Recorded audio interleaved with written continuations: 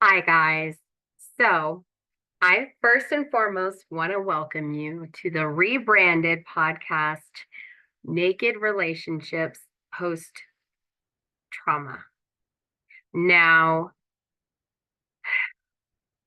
in the past, I have been focusing my primary focus mainly on books, right?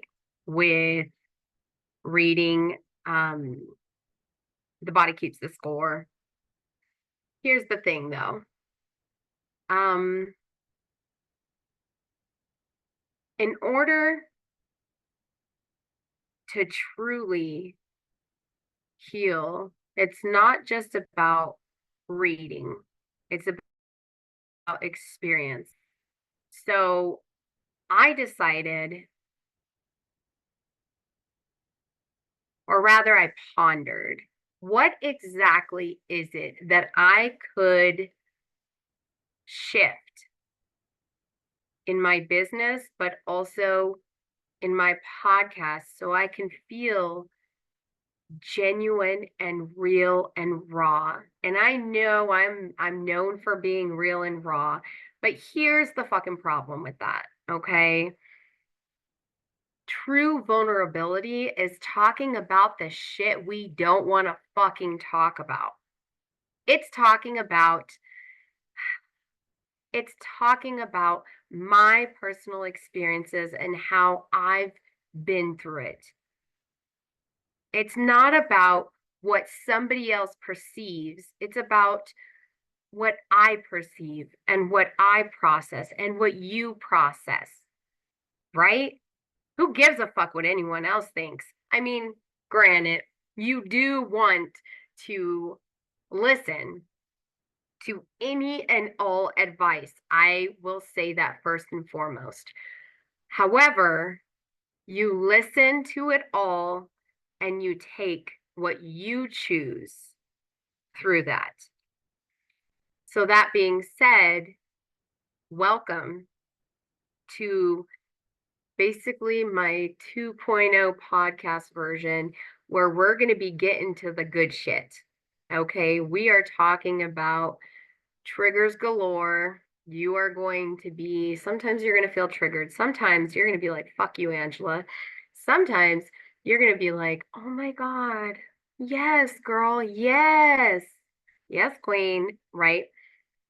But here's the biggest takeaway.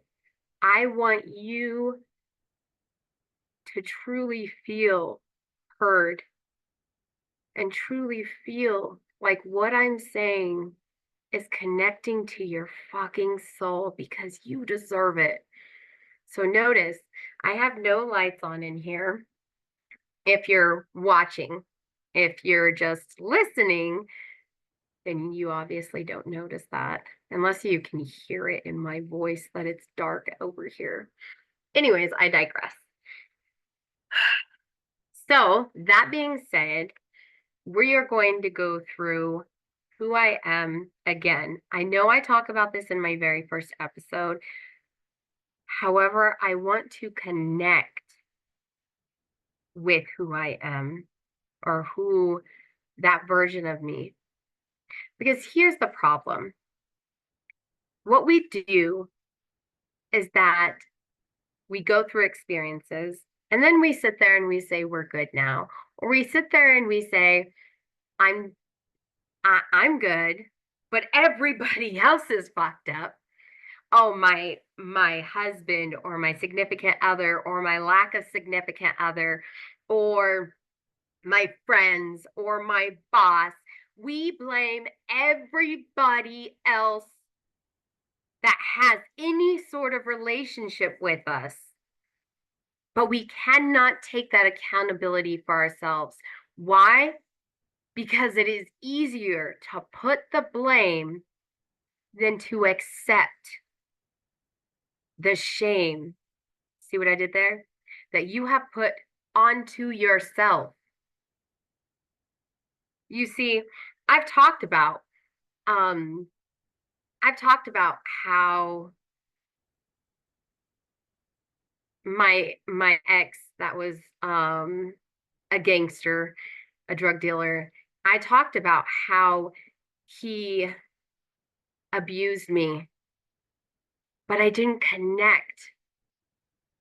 And if you are to truly feel connected with me in this podcast, I have to get to the stories that hurt, the times that he was dating another woman while he was dating me. And I ignored it because he said that I was delusional.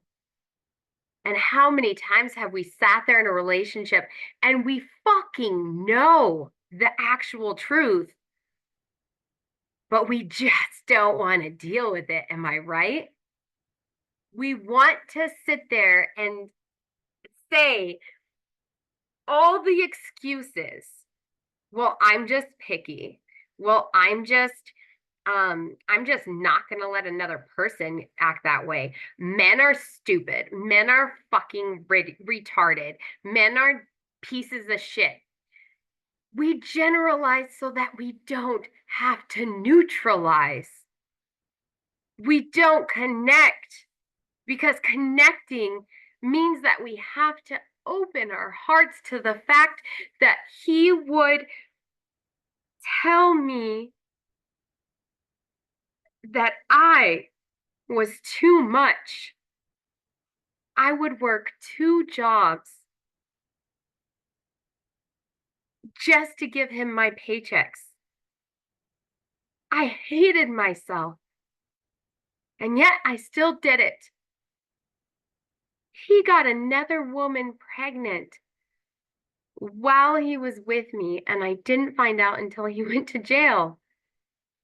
And I said, no, he would never. She did a paternity test. Let me tell you, he called me from jail, and he tells me, babe, they're lying to you. They're fucking lying, that fucking slut. It's like, okay, but she did a paternity test. And at this point, I'm just like, the emotions are just null and void. And he was like, oh, the paternity test lied. Like, honestly, bro. I mean, that's actually when I broke up with him, but it was also because I was terrified. When he was in jail, he would threaten me for everything. He threatened my family. He threatened my very existence. He would always tell me, guess what's going to happen once you get out if you don't help me? Hell, I got charged with 13 felonies. 13, and spent my 21st birthday in jail for that piece of shit. And I stayed with him the whole time. You see, it's not enough to talk about how to heal if you don't even understand my perspective. I know we love to show our strengths. We love to show that we are the most wonderful person, that we're so confident and self-assured, but the fact of the matter is that we're all just fucked up and all just trying to figure shit out. I can't tell you how many times I was so angry with myself after him. The times that he stomped on my face, that he held me at gunpoint and beat me with his gun because I wouldn't give him head in front of his friends.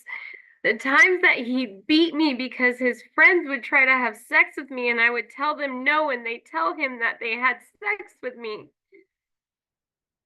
The emotions of no control.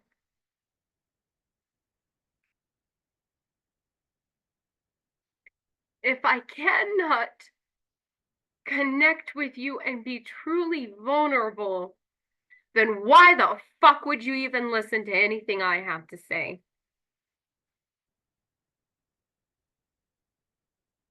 It's funny because I tell my story to people and they sit there and say, holy shit, like, girl, how are you alive? Yeah, I know. I tell myself that every fucking day. How am I alive? Why am I alive? When you have a man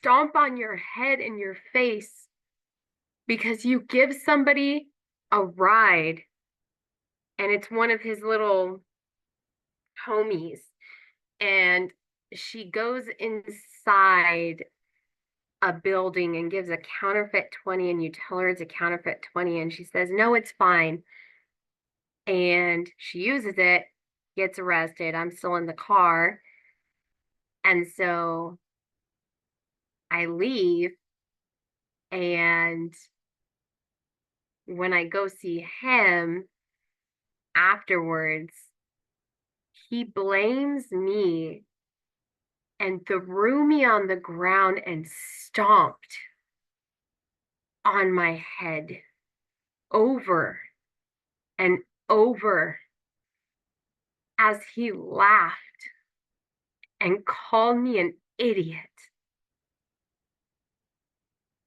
There's no greater shame than a man treating you that way and feeling like it's all your fault while his friends sit there and watched. There's no greater shame than walking from one town to another in the hot Arizona sun in the middle of summer because he kicks you out of your car without your phone, without your water, and threatens to beat the shit out of you if you even have anybody give you a ride. And that fucking fear is so strong that you get there sweat drenched and hurting, and you see him, and all he does is tell you that you stink.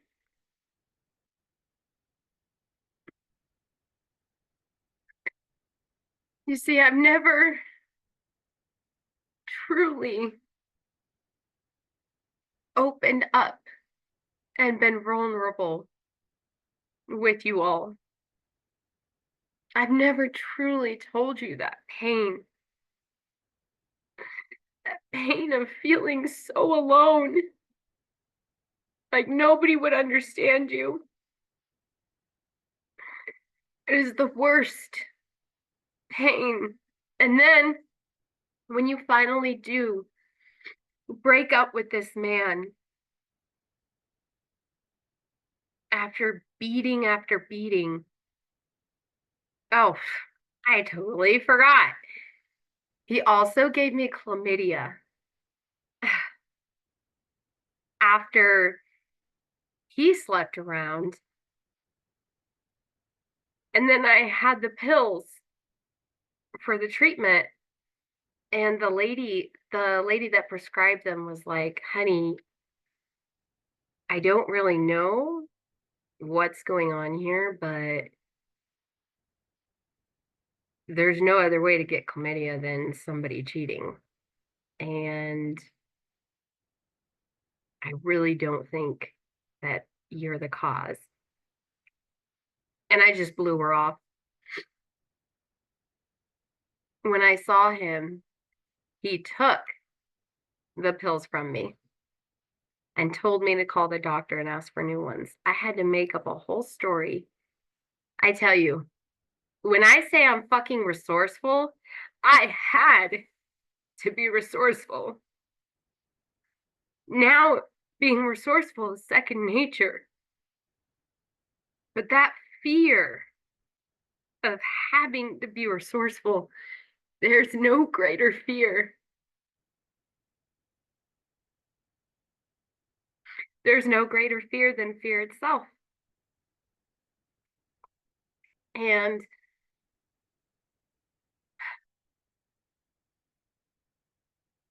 once I finally broke things off with him, and there's other relationships, but the two that stuck out the most was him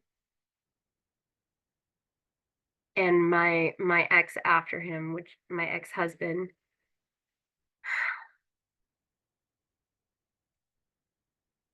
I met him shortly after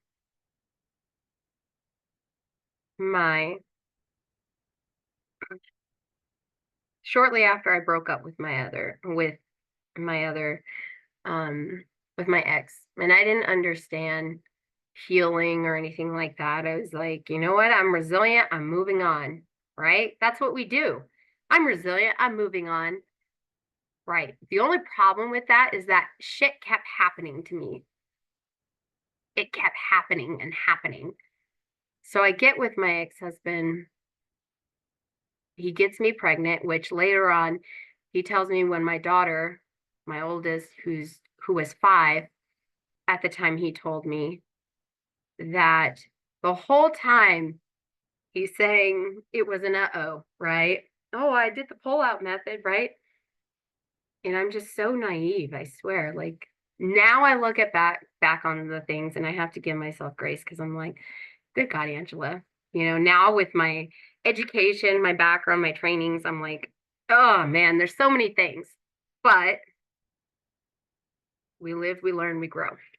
So, anyways, so he tells me when she's 5 that he wants to fess up and tell me that he did it on purpose. He came inside me on purpose so that he could basically he did it so that he could say that he did it and so that he could lock me in. How fucking sick, you know? And so he was all the things, sweet, kind, right? The day after we got married, he wanted to hang out with his mom. And mind you, I'm 5 months pregnant. He wanted us he wanted us to go over to her house and hang out with her. And we only had one day, because we're both pretty broke, to be able to have our little honeymoon time, right? And he wanted to spend it with his mom. And I was like, I don't know if you understand the issue of this. He's like, what are you talking about? I'm like, is he fucking kidding me right now? Like, I don't want to hang out with your mom. You got this in front of you. I'm not trying to be big headed, but fuck. That was the first time he beat me. That was the first time we were outside of a park and he just kept hitting me and hitting me and he wouldn't stop. And then I finally broke out of the car and I remember going in the middle of the grass field at a park and just screaming out loud, like, why? What did I get into? Now, this is a man that when I passed out from lack of hydration while pregnant, they had to give me 4 bags of fluid, which, by the way, I don't care who you are, you know that 4 bags is a lot. And he comes in, and the first thing he says to me, the first thing, so can you put on makeup every now and then? I'm laying on the bed, like half dead over here, right? I'm like, oh my God. And he's like, oh, can you put on makeup? Yeah, sure. Did you bring my makeup bag? Yeah, totally. Right. And then I, we were on and off for so long. And he wasn't just physically abusive. He was emotionally abusive, verbally abusive in so many ways. He loved to degrade me. He would buy me outfits to wear and say, I just want you to look sexy. And some of them, I was like, I don't feel comfortable wearing that. I did, I just don't. And he's like, no, wear it, wear it. Like, okay, well, I'm your wife and I just don't want people to get the wrong impression. He's like, just wear it. And then we'd go and he would flip out at anybody that looked at me, call me a whore, and beat the shit out of me. But not until he would do this thing with his fists and he'd give me this look where he had his pursed lips. I'm sure that any of you that have experienced an abusive, physically abusive relationship has seen this, where they purse their lips and they kind of squint their eyes, but it's kind of a smile, like you know what's coming. And they clench their fists and their arms are straight. That, that is the look of someone that really is about to beat your ass, no matter what you do or say. This man, now I'm not going to go into super specifics because I really want to get to the heart of these things and guide to understanding on healing and growth and what the fuck is wrong with us, right? But I just want to give you an idea of what actually my past is about. We can say we've been through abuse and we've been through this, but do we connect with that girl that was sitting there praying to God to help you? And he's supposed to be your husband and he's bashing your face in with his foot, just kicking you and laughing while he's holding your children in his arms that are also his children and saying, you'll never get to see your mom again. And then when you text a friend and they're talking shit to you and saying, hey, it's a coworker, and they're talking shit to you and saying, hey, like, are you gonna come to work today? Like, yeah, dude, I'm coming. And you're like laughing, you're smiling, but you're laughing internally. But you don't dare not laugh outwardly, right? Because your abuser, if they hear you laughing with anybody other than them, they're gonna beat your ass. They're gonna beat your fucking ass. And that fear inside of you when you see that they're coming around the corner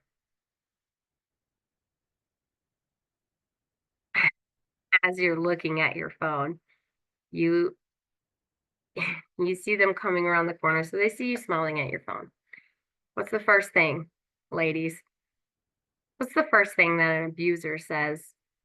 Who the fuck is that? Right? Who the fuck is that on the phone? And then you try to explain, but you already know there's nothing you can do or say because it's going to happen. And he started screaming at me and calling me a whore and a dumb cunt and stupid bitch and just kind of pushing me around, wasn't getting too aggressive, right? Then I'm trying to grab my bag from the closet and he grabs me and he hit me right on my spine. And I fell and I couldn't get up because he had hit me so hard. I saw stars, and he had done it numerous times before. And there had been times that he's even knocked me unconscious for just a few seconds, where he's thrown me through a wall 8 months pregnant, where he's thrown me down and I hit um, a block, a wood block with the back of my head and it knocked me out. He's even abused me around his friends who are supposed to be upstanding people, right? Yeah. Yeah, no. Notice what kind of friends that people have around them.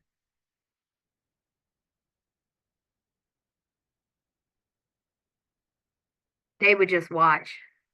I mean, hell, after we got divorced, they were literally trying to hit on me. And then again, they didn't get what they wanted. So they told him after we're divorced that I slept with them. And then one of them, their wife was supposed to be my best friend.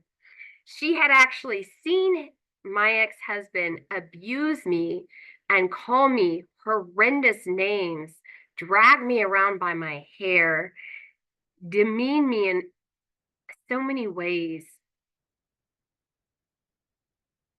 And she told me that because I didn't press charges, that she didn't believe me and she thought I was just a slut. It's crazy, right? It's crazy the fear. I don't believe for a second that she actually thought I was a slut. I think it was easier for her to believe that I was a slut than it was to believe that her husband would do something like that, would try to sleep with her best friend. So back to my story, when he had hit me and I couldn't get up, I was crying for God. I kept saying, God, can you help me? God, can you help me? And he said, God can't help you anymore. And he said, get the fuck up, bitch. And I was like, I can't move. And he was like, get up or I'm gonna make you get up. And he grabbed my hair and he dragged me across the floor. And my kids are crying. And he's just telling them that I'm the problem. And mommy made him upset.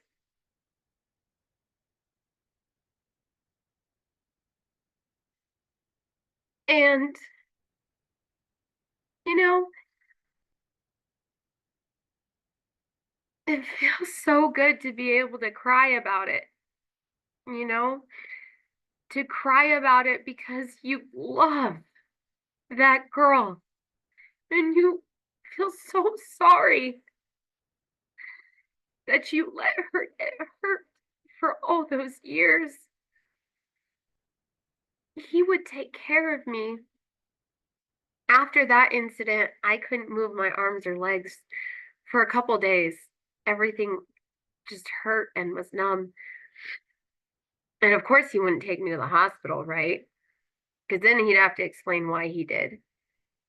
But you know how abusers do it, right? Where they sit there and they say, hit me back. I deserve it.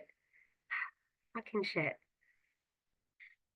And he told the kids that time, he said, your mom, she's sick, so I'm not working so I can take care of her. Fucking, like, fucking for real, dude, you know? But even after we got divorced, I had to co-parent with him, and I thought it would work out. I thought that we were past all that, that we just move on. He kept pictures of me, videos of me. He was engaged to another woman and was years later and was telling me, if you'd ever give me a chance, like, just please go away, right? And then when I graduated nursing school, and I know I've talked about this before, but when I graduated, I thought I had all this money saved and I was going to make a new future for my children. And he could not live with that. He couldn't. He to, had to switch it up and make it about me. And that's what happened with that whole DCS case. He switched it up.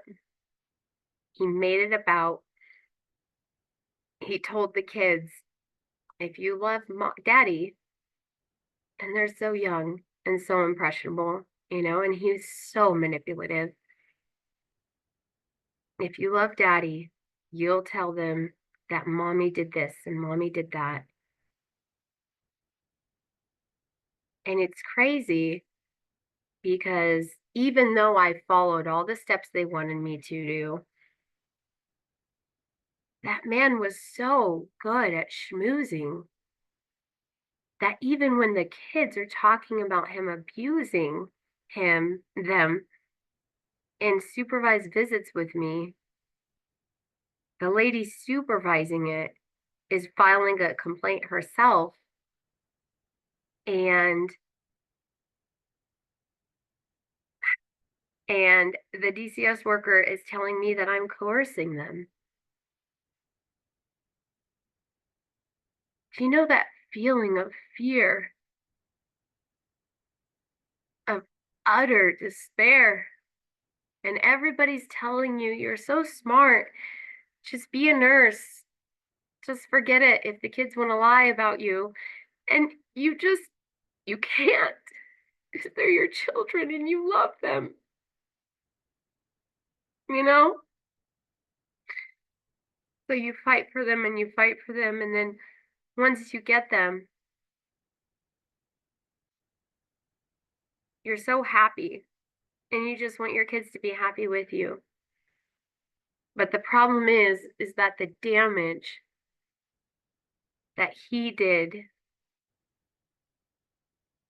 while he was with my kids, my son would kick me and laugh. I had a bad knee and he'd kick it and then wait until I started to tear up. Thing. My daughter would abuse me because she couldn't process her emotions, and her dad always called her stupid and dumb and worthless. And no matter what I did, nothing was working. My middle daughter, who was the reason DCS was involved in the first place, because of he tried to switch everything on to me and say I never told him about anything or warned him about anything. And I know I'm being vague, but again, it's not my place to tell that story. But I will say that there was a lot of anger from her for not understanding. And children watch you.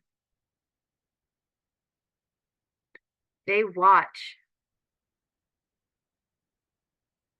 who you are, how you act, how you react, the things you say, the things you do. You are their primary focus on what to do and what not to do. So when you're sitting there and you have so much bitterness because you've had to fight for so many fucking years, you don't even realize how cold you've become, how dismissive you've become. Your empathy is gone. You don't even understand what the fuck empathy is. You see, we've talked about trauma and how it affects your brain, but we've never really experienced in these podcasts what it does to your soul, where you want so badly to connect, but you don't even understand that you're the problem. You think if just your kids would be more understanding, if just your kids would do this, if just your kids would shut up, if just your boyfriend would understand what you're saying, if just that date that you go on, if he were only more mysterious, if he were only more aggressive, if he were only more handsome. We have all of these standards, but they all go back to one thing: you. We want to blame everybody else and say that everybody else is not enough. Because the fact of the matter is that we are unwilling to accept that we have not been enough for ourselves for years. We try to do everything. We go to classes, we go to seminars, we do certifications. We want raises at work. We work 2 jobs because we're trying to fucking prove to everyone how worthy we are. But we still haven't gotten it yet. We still can't understand that when we make jokes about trauma and we think it's so funny to laugh about our kids being assholes and we just call them little assholes, we don't really understand the damage that we are doing in our lives. You see, it wasn't until I accepted that I needed to change that change began to happen in my life. It wasn't until I realized that I had triggers and I had a past and I accepted that my past was now part of me, that I was able to connect with myself and therefore connect with my children, find a relationship where I was so confused because it was so healthy.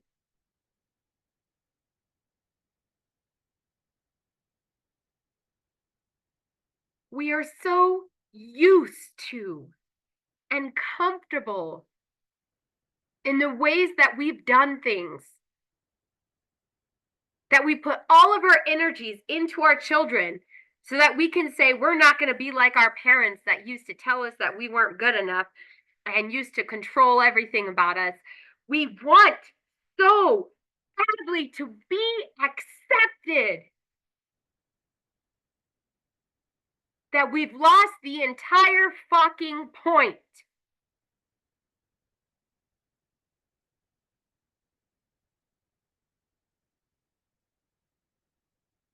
Why? Why aren't we able to see that? Because the greatest fear is fear itself. That's why I call my monthly membership the BFF Society, because it's all about boldly facing your fears. And we're not talking about arachnophobia or agoraphobia, whatever, right? We're talking about our fears of being vulnerable. I mean, how long have I had this podcast and I've never even shared some of this stuff with you? Because we are afraid. We are so afraid of opening up. What if somebody doesn't accept me? What if somebody doesn't understand? If you cannot connect with you, do not fucking expect anybody else to. If you see another person who is pissing you off, instead of saying, I hate when they piss me off, wonder why they pissed you off. It's all about getting curious. It's all about wanting to change, knowing that you can change, knowing that it's necessary. You can have the best relationship in the world and say, I've got a great guy now, Angela. And how often do you actually connect with that great guy? How often do you allow yourself to feel your own emotions? How often do you allow yourself to cry? How often do you apologize to your kids for not communicating? If you have been through any kind of trauma and you want to fucking sit there and say that I want to protect my kids, so I'm not going to, that is not what protection is. Protection is letting your kids know what's out there in the world. Protection is getting your hands dirty with telling your kids the hard fucking facts, but holding them in those facts, educating them. When you were little, did you want to be gaslit all the time? No. You wanted your parents to tell you shit, right? To actually tell you their shit. We make diagnoses for our parents, but we don't fucking know because we don't talk to them. We don't try to understand them because it's easier to say that their way is wrong than to say that it's not about wrong or right. People are just people who have shit. That in and of itself. We all have shit, so just accept you have shit.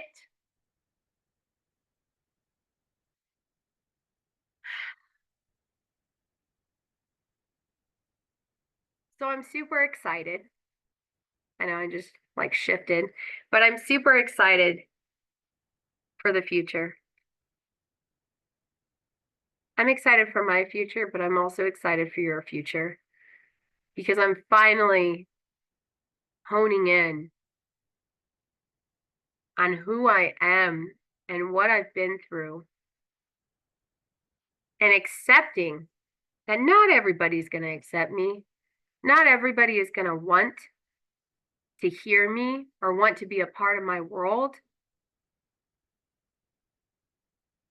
But that's the whole point, is that not everybody is. But the people that will get me and get my story are the people who have been through that shit themselves.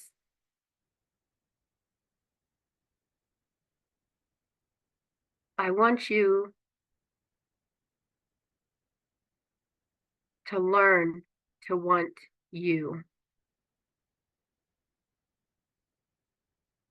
That's all. I hope you guys have a great rest of your day, and I'll see you on the next episode.